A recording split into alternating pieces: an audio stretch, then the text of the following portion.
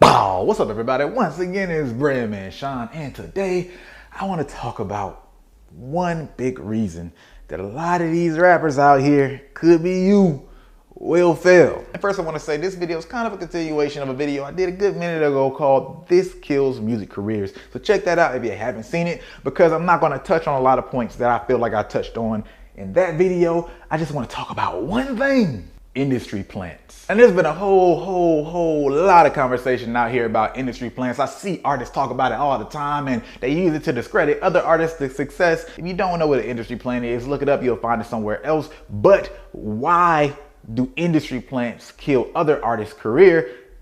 Here's my point. I want some of y'all artists to do this experiment. Just go around asking people how they feel about industry plants. And you know what a lot of people will say? They won't say, "I don't care about industry plants." A lot of people will say, "What's an industry plant?" And that's probably mind-boggling for some people, because I know there's probably some artists and just people in general who think everybody knows what an industry plant is.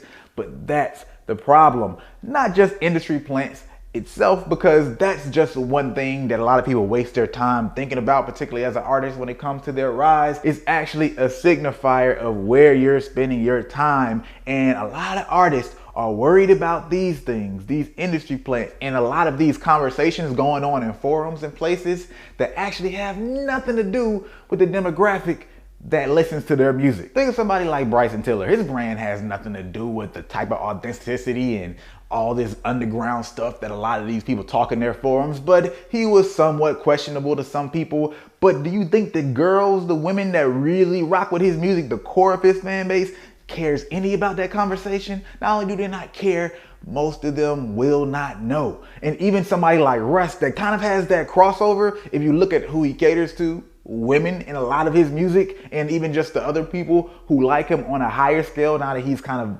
risen out of that like core demographic, they don't even care about that conversation. They don't care about the type of authenticity that everybody's trying to hold people to. And I'm not even saying either one of those people are industry plants. I don't really care. If y'all have watched my channel long enough, you know I don't care. But the point is, if you're an artist and you're spending time in a lot of these places where maybe you think you're working, maybe you think you're researching the market and getting a pulse on things, but you are not working if you're researching the wrong space, right? You're spending a lot of time along with people, fans, but they're not your potential fans. There's a decent portion of music lovers that are a lot better described as critics than fans. And that's cool and all. And when they actually do love you, like they ride with you pretty heavy. But the problem with that is, if you're getting consumed into those circles and really taking in all that information, you start to get hindered by a lot of these opinions, end up making decisions on stuff that actually isn't true to what your fan base does.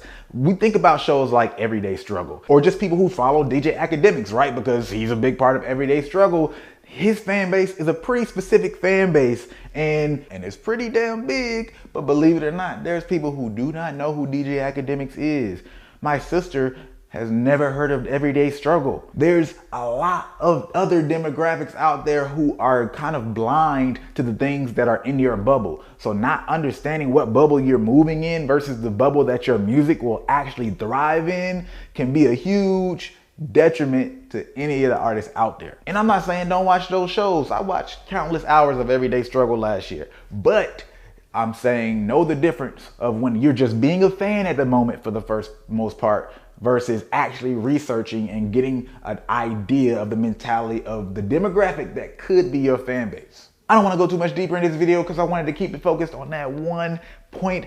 I want to know what you guys think, and have you ever got caught up paying attention to a demographic that really isn't your demographic? Do you think you are marketing to the right demographic at the time? What's your troubles? What's your process? Put it in the comments below. Other than that, if you like this video, go ahead and hit that like button. If you like it, you might as well, share it. And if you're not subscribed, bruh, you know what to do. Hit that subscribe button.